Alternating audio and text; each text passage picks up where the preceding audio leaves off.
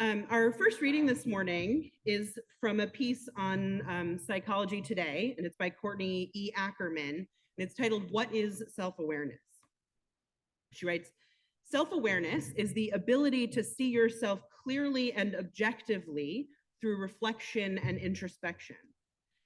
While it may not be possible to attain total objectivity about oneself, that's a debate that has continued to rage throughout the history of philosophy. There are certainly degrees of self-awareness. It exists on a spectrum. As you might imagine, there are many benefits to practicing self-awareness. It can make us more proactive, boost our acceptance, and encourage positive self-development. Self-awareness allows us to see things from the perspective of others, practice self-control, work creatively and productively, and experience pride in ourselves and our work, as well as general self-esteem. It leads to better decision-making. It can make us better at our jobs, better communicators in the workplace, and enhance our self-confidence and job-related well-being. The article goes on to offer practical ways to improve our self-awareness. And I will share those with you. There's sort of 5 practical steps that she writes. First, create space and time. So connect with yourself daily, avoid digital distractions, carve out solitude. Second is to practice mindfulness. Pay attention to your inner state as it arises. Try mindful walking, eating, listening. The third is to journal your awareness. Process your thoughts through writing. Record your inner states. The fourth is to practice listening. Pay attention to the speaker. Observe emotions and body language. Don't judge or evaluate. And finally, gain a new perspective. Ask for feedback. Our second reading this morning is from a book called Super Communicators by Charles Duhigg. It's an exploration of communication and how we can learn to do it better. The paragraphs that I'm going to read to you here refer to a long study, like a many decades study conducted by Harvard University called the Adult Development Study. The study followed individuals over generations to try and determine what factors played into happiness later in life. Our reading offers an explanation of their findings. The researchers by now had 7 decades of data to draw upon, and they began crawling through it. They scrutinized people's genetics and childhoods, looked at their propensities for alcoholism and schizophrenia, measured how many hours each participant had worked and how many kids they had raised, all in hopes of determining which variables could reliably predict how things would turn out later in life. They discovered some correlations. Having loving parents made it easier to find happiness as an adult. Possessing genes related to physical hardiness and longevity was helpful, as was getting enough exercise and eating well. Education early in life, as well as a lifelong commitment to learning, also provided a leg up. However, as important as these factors were, one thing seemed to matter much more than anything else. It didn't come as a surprise. It had been obvious to everyone across the decades as they had conducted their interviews. The most important variable in determining whether someone ended up happy and healthy or miserable and sick was, quote, how satisfied they were in their relationships. The people who were the most satisfied in their relationships at age 50, one researcher wrote, were the healthiest mentally and physically at age 80. Another researcher put it more bluntly, the most important influence by far on a flourishing life is love. Not romantic love, but rather the kinds of deep connections we form with our families, friends, and coworkers, as well as neighbors and people from our community. Love early in life facilitates not only love later on, but also the other trappings of success, such as prestige and even high income. It also encourages the development of coping styles that facilitate intimacy as opposed to ones that discourage it. Participants who ended up happy all had warm adult relationships with numerous people. They had invested in strong friendships. The people who flourished found love, one researcher observed, and that was why they flourished. In many instances, those relationships were established and kept alive via long and intimate discussions. The central finding has been replicated in hundreds of other studies over the past few decades. We now have robust evidence indicating that being socially connected has a powerful influence on longevity, such that having more and better relationships is associated with protection. Put differently, connecting with others can make us healthier, happier, and more content. Conversations can change our brains, bodies, and how we experience the world.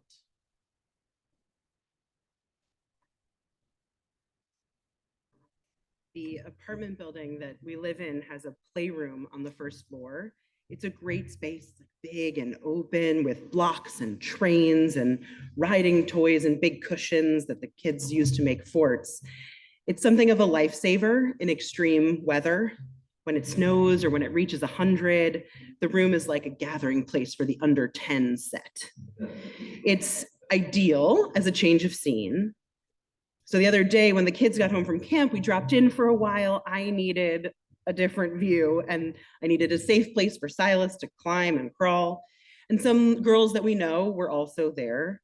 The girls were doing crafts and making a clubhouse, and my kids were kicking a ball around. But soon they started to engage with each other. And in time, I heard one of the girls say to one of my children the following, and it's important to understand all of my children recently need to wear glasses at least part of the day, okay? So one of the girls, so it's like a new thing for all of them. So one of the girls says to one of mine kids, "No offense, but your glasses look kind of weird." Now, let me be really clear. I could not have cared less. Like, it was really not a big deal. I was not mad at this child, like, not a big deal. But I took the opportunity, because I'm me, to call across the room and be like, you know, if you have to start a sentence with no offense, it's probably a sentence that's going to give offense. And maybe it doesn't need to be said. Now, I have no idea if this 7-year-old girl heard me, but I know my children did because we've had this conversation before. It is a sentence construction, no offense, but that seems really popular with the 6, 7, and 8-year-olds. I don't know if anyone else has noticed this. At that age, they're still struggling not to blurt out every thought that comes into their mind. And it's also starting to dawn on them that everything they say isn't actually that nice. So they're trying to like balance this inescapable urge to spew it out with like, but I know maybe I shouldn't. And so they do this, no offense. And it takes work, but you can get them to stop. I've seen it, but it does take work. And this incident reminded me of this tool that you may have seen online. There's loads of memes of it. Think before you speak. The idea is that you ask yourself a few questions before you start talking. Is it true? It's the T in think. Is it helpful? Is it inspiring? Is it necessary? Is it kind? The provenance of this particular tool is hard to pin down. It bears some resemblance to a quote that is attributed to the 13th century Islamic poet Rumi, which reads, "Before you speak, let your words pass through 3 gates. Is it true? Is it necessary? Is it kind?" It's unclear if that's actually from Rumi, but the internet likes to think that it is. And there are other variations on this theme. Another common one is, does this need to be said? Does this need to be said by me? Does this need to be said by me right now? It's like another one to help you decide. You may have heard others. They are all methods of helping us determine if what we are about to say will deepen connection, increase our understanding, foster relationship, or if it will divide, drive a wedge, create animosity. So again, I wasn't mad at the 7-year-old because children are still learning. And Lord knows my kids say some stuff too. At home, we employ a few different techniques with our kids. Sometimes it's a gentle reminder or interruption, like I did in the playroom. Often, I will ask the speaker in question to consider how it might have felt for the listener. So it might sound something like, hey, the way you said that clearly made your brother sad. Is there a different way that you could communicate what you're hoping to say? Sometimes I will offer a whole dialogue, like I will literally be like, oh, and I'll go back and forth, pretending I'm both speaker and listener, modeling like a whole 5-minute thing. All just different tools. The reality is that we are all still learning. Being home with my children, my own self, my husband, my parents, more over the past 9 months, I was reminded that we are all still learning. And I was reminded of all the ways that our self-awareness, our need for connection with others, and our communication styles and skills intertwine. You've all certainly heard the phrase used for today's title, having 0 beeps to give. It can convey exhaustion, sure, and maybe a bit of the energy of last week's phrase, you only live once. But in my experience, more often than not, having 0 beeps to give really packs the punch of, I'm done, I don't care what anyone thinks, I'm gonna say what I want because I'm past the point of being able to give a. And that's really what it is, right? It's a twist on the I don't give a beep. I'm just gonna say beep a lot. We're all gonna be okay with it. And it's often said as a point of pride, right? Like, I'm so honest, or I'm so over it, I don't, right? Someone says, no offense, your glasses look weird. We might say, I don't give a beep, right? So it can also be a sort of defensive move. When someone gives us feedback we don't want to hear, or asks us to own something we don't want to take responsibility for. The thing is, though, like most of us actually really do give a beep. Like we give lots of beeps most of the time. When I was young, one of the things that folks would say, and I really think this was well-meaning, was it doesn't matter what anyone else thinks of you, just be you, right? Like this was the 80s and 90s. I feel like this was designed to bolster people against conformity, against bullying, against self-doubt. I don't like that though, in its blanket form now. It doesn't matter what anyone else thinks. I actually think it does matter. And I'm not alone in thinking that. And this is another piece that comes from Psychology Today. And this one's by Michelle Quirk.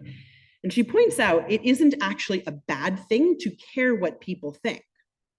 She writes, at a very basic level, people are animals that have evolved to survive in large part by being part of communities. That requires that people connect with each other. It's not enough to just be near others in a kind of parallel play, though that can be nourishing too. We need to feel seen and heard and cared about. We need to feel interconnected with the community around us. Thus, we care about what people think of us. So the idea here is that we're built to be communal. We are relational creatures. And if every one of us ran around being like, I don't care what anybody thinks, I'm gonna say whatever I want all the time, it would be somewhat disastrous, I think. So whenever anyone blanket says to me, I don't care what anyone thinks, or its variations, I always tell the truth no matter what, which is often code for I tell mean truths or unnecessary ones. Or when people say I give 0 Fs, I'm always suspicious. A little, at least. I worry that such determination to be a lone ranger or speak our minds regardless of the outcome is actually a move that comes out of defensiveness or loneliness or a lack of self-awareness. Self-awareness can be really hard, and it is also vitally necessary for our thriving. There are times with the children when I find myself saying, this is another tool I use, the way you said that conveyed to me that you don't care or that you're angry at me or whatever it is. And I'll ask, did you mean to convey that to me? Is that what you were hoping to express feeling? And almost every time the answer is no. No, I didn't mean to make you feel stupid. No, I didn't mean to make you feel sad. No, I didn't mean to make it sound like I'm angry at you. They're learning still to understand how people hear them, right? They're learning how their language and their body movements and their demeanor are received by others. It's hard for them to hear that they aren't coming across as they intend. And then we have to work through that together, but they're learning. So many of us are still learning too. Giving and receiving feedback is an acquired skill. Most of us don't enjoy being critiqued or confronting the places where our stated values and our behaviors don't match, or where our intention and our impact are worlds apart. And many of us have trouble communicating feedback gently and clearly, firmly and lovingly. But being honest with ourselves about who we are, how we behave, and how we are received matters. That first reading offered a series of tips and tools on how to open ourselves up to deeper understanding. The piece suggests making sure to have time and space without distractions and quiet self-reflection to practice mindfulness, paying attention to your body, your whole being. It recommends journaling as a tool for processing. And those first 3 suggestions are pretty internal facing. But the last 2 ask us to face outward, to practice deep listening and allow ourselves to gain new perspectives by seeking out other ways of seeing the world and by asking others for feedback about us. These last 2 acknowledge that we do not exist in vacuums, and so our self-awareness cannot be built only by our own perception of ourselves. We exist in relationships, in moments of human meeting, in conversation. We need each other to understand ourselves. We cannot stop caring. We can't give so few beeps that we leave the table, exit the conversation, drive others away with untrue, unhelpful, uninspiring, unnecessary, or unkind words.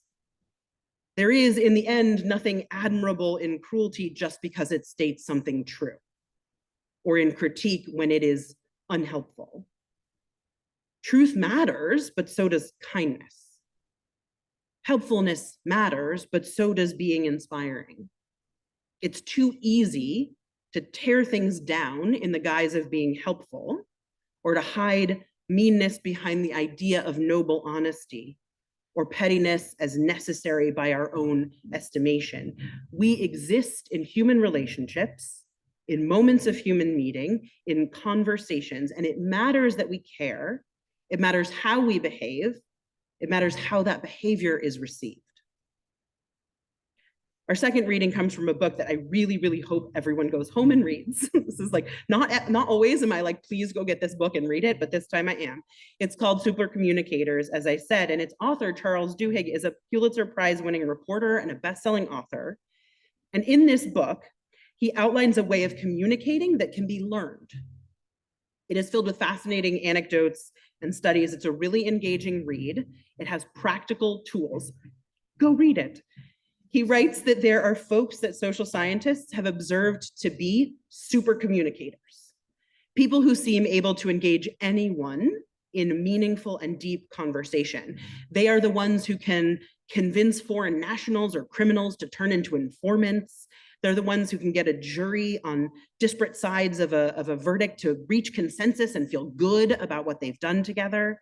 They're the ones that can negotiate, de-escalate, all of that. Super communicators, he tells us, are skilled at listening, at matching another through their sharing. And first and foremost, they're good at understanding what kind of conversation they're having.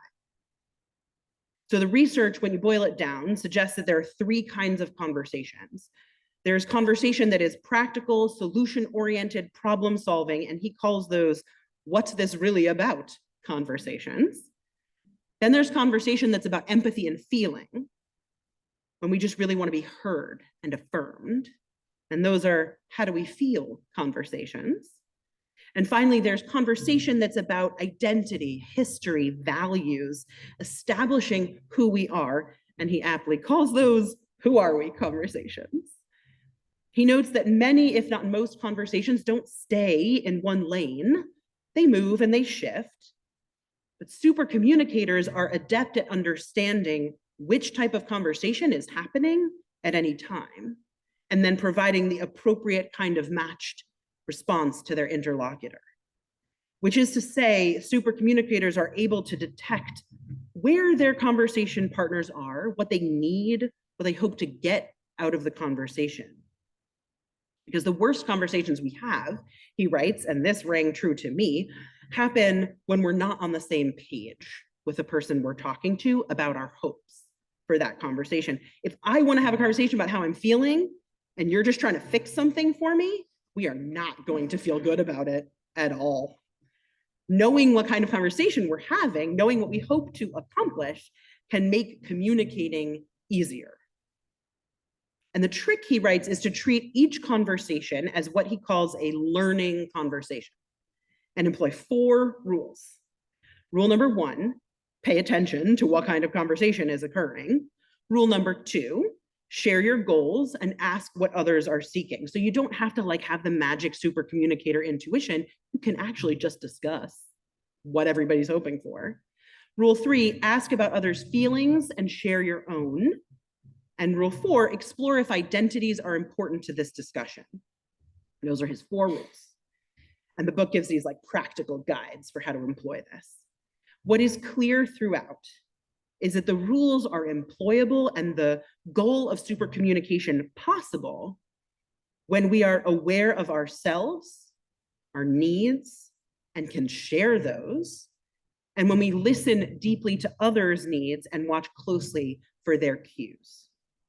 The more aware we are of how we present ourselves, how our tone sounds, how our words come across, the more successful we will be in our communication.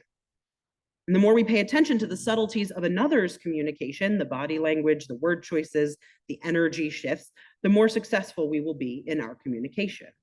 And that these things can be learned.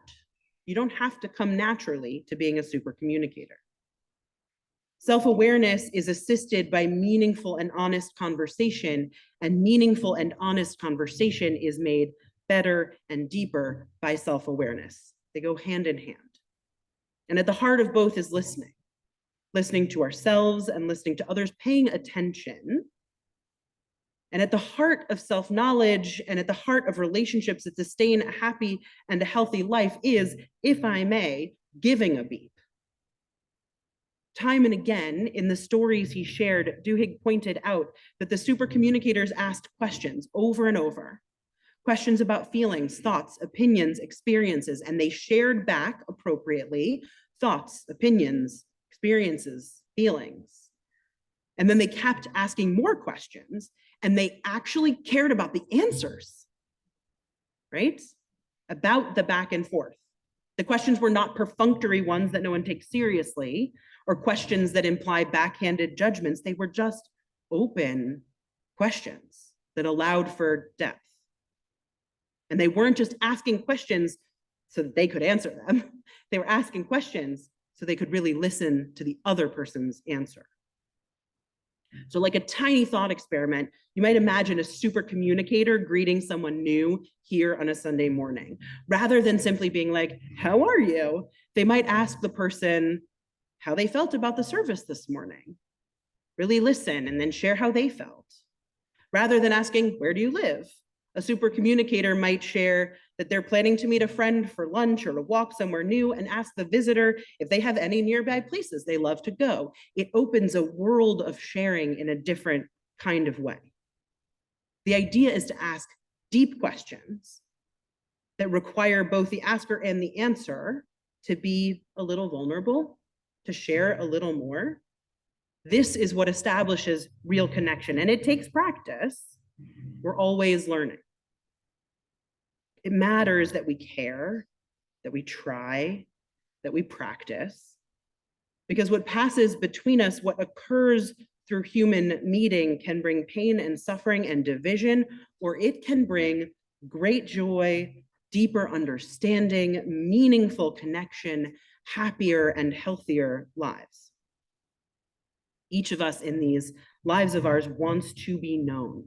It is a fundamental human desire to have others know who we are, know our name, know our likes and our dislikes, what makes us laugh, what brings us joy, what values we hold, what fears keep us awake at night, what the gift of our love is like.